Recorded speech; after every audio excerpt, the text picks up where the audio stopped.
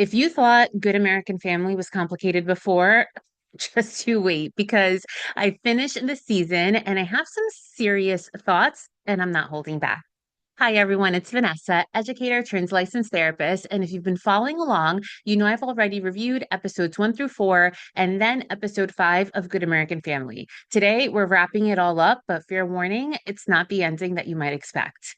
Good American Family is a series, if you don't know, that's currently airing on Hulu. And if you haven't watched it yet, you can check out my earlier videos where I break down again episodes 1 through 4 and then episode 5.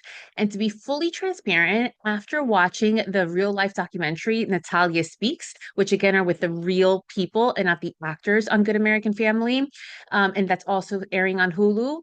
After watching everything, I am so over the show. I wasn't even planning on finishing it, but then since the season finale was this week, I already made it this far. I said, fine, I'll watch it, but I'm not going back and I'm not watching a season 2 if it comes out with it. I won't be wasting my time. So episodes 6 and 7 shifted to a focus on Natalia living on her own and how first her neighbors were helping her, and then eventually they got frustrated with her, and then eventually, she finds a new family who seems to be helping her, but clearly, or it seems like they had their own agenda and maybe going after a disability check. I'm not sure. They take her to the doctors who determine that she's actually not an adult, but that she is a child. And here's where the show really lost me. And by the way, I didn't know the real story, so I'm watching this through fresh eyes. So, first, I thought Natalia's biological mom was quoted saying that Natalia was born in the early 2000s, but I don't know how or when that was disqualified. Second, it felt like Unsolved Mysteries all over again, the kind of TV that leaves out major parts of the story, tries to manipulate you into feeling a certain way and leaving things fuzzy on purpose, and then it turns into a he said, she said narrative. And personally, I just don't have the time for that. Or at least that's what I said, because then again, I went down the rabbit hole and watched Natalia Speaks. And after watching the documentary, it was crystal clear that something was very wrong on a lot of different levels. Not necessarily just with Natalia, but with Michael Barnett, her adoptive father. Him specifically, his behavior was extremely dramatic, manipulative, and honestly, it made me wonder, as through the therapist lens, it made me wonder if he struggles with like a personality disorder of some sort.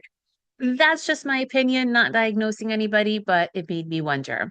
And interestingly enough, his ex-wife, Christine Barnett, who doesn't appear at all in the documentary, I do wonder about her as well, because she showed throughout the series and the documentary, like a lot of narcissistic traits about like grandiosity and really wanting to like be a savior.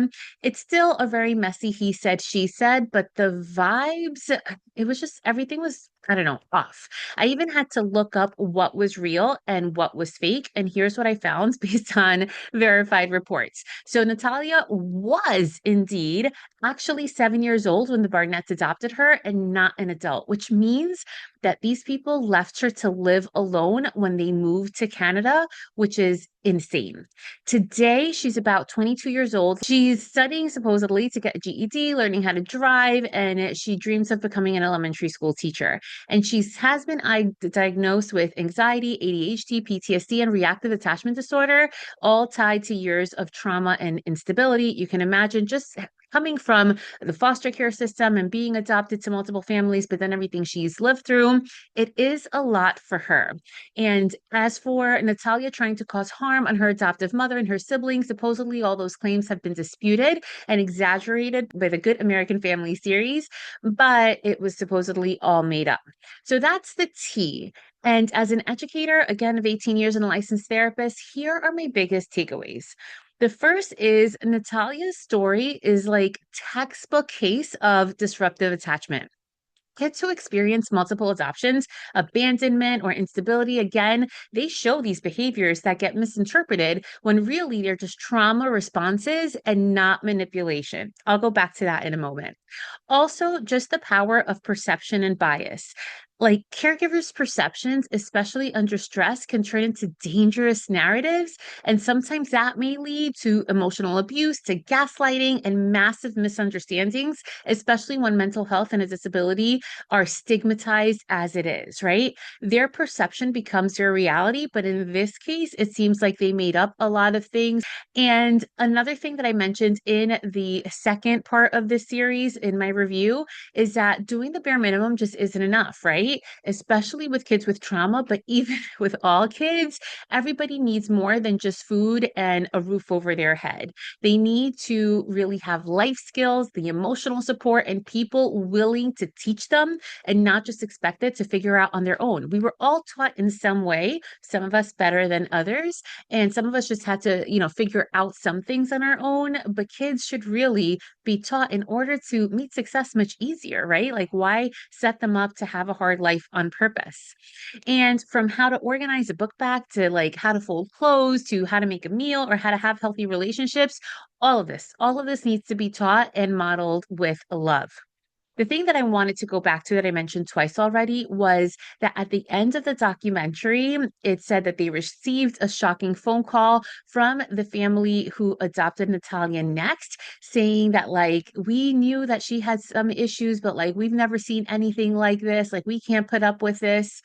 And it makes me think that because of her attachment issues, like this family had been taking care of her. Again, did they have some other, there to meet their own needs or to get a check or something like that? I don't know. However, it seems that perhaps once she felt more secure, she doesn't maybe understand what it is to be in a secure household, right? In a stable household, if that was indeed a stable household. So it seems that once then they finally adopted her, and she was really thrilled. This is the actual Natalia, by the way. Then she kind of just lost it because you only know what you know and what you've experienced. And if all you've experienced is instability your whole life, when you finally experience some stability, it feels off. And then you crave for that instability. So it's very interesting that that happens. And really, for the real people, I hope that it works out. So, all in all, regardless of how old Natalia is, no child should have gone what she went through. It was absolutely awful. And most importantly, as parents, as caregivers, as educators, we must do better. Our youth deserve better than the trauma and the confusion that Natalia had to survive. And it's just a really messed up situation, but I am done with it. So that's it. I don't know why they called it Good American Family. At the end of the series, you hear the mom saying, well, every family wants it to be a good American family or something like that. I don't know. To me, the name doesn't really quite fit the tale. And as far as the series, I will say for the casting of Natalia, spot like amazing, amazing. Not spot on because she doesn't really look like the real Natalia, but this actress, her name is Imogen Faith Reed, and I hope I'm pronouncing her name correctly. She's actually 27 years old, and while she again doesn't look anything like the real Natalia Grace, she was a spectacular actress. So much so that a lot of people could not bring themselves to watch the series because they couldn't get past her acting because they were a little bit freaked out by it, for a lack of, again, a professional term. But I hope she wins like a Golden Globe or something along those lines because I thought that she was really great. Also, I can't even imagine how all of these characters are feeling right now, being that not their characters, how all these people are feeling right now, being that their stories are now a part of this like pop culture and on Hulu. And it's interesting because the son, the real life son, was also interviewed in the documentary, and he mentions a lot about like that the things just weren't true. A lot of the things were made up and like apologizing, like I should have, stood up for you. And whether it was about, again, him or Natalia or any of the other boys in the family, kids just shouldn't have to grow up like that. So, if you're interested, by the way, if you're interested in kids growing up in the limelight, you definitely have to take a look at the tea and takeaways from Bad Influence. Wow. So, make sure you check that out. And finally, if it comes back for season two, I won't be watching. So, whether you watched or whether you didn't watch, if you didn't know the story beforehand, it may have, taken you for a ride. If you did know the story beforehand, I think I would have been more frustrated. I don't know, but I'm glad that it's done. So I hope you found this helpful or entertaining. And if you want more honest review with an educator and therapist lens, don't forget to like, subscribe, and join the conversation below. Thanks for tuning in, and I'll catch you for the next one. But not good American family.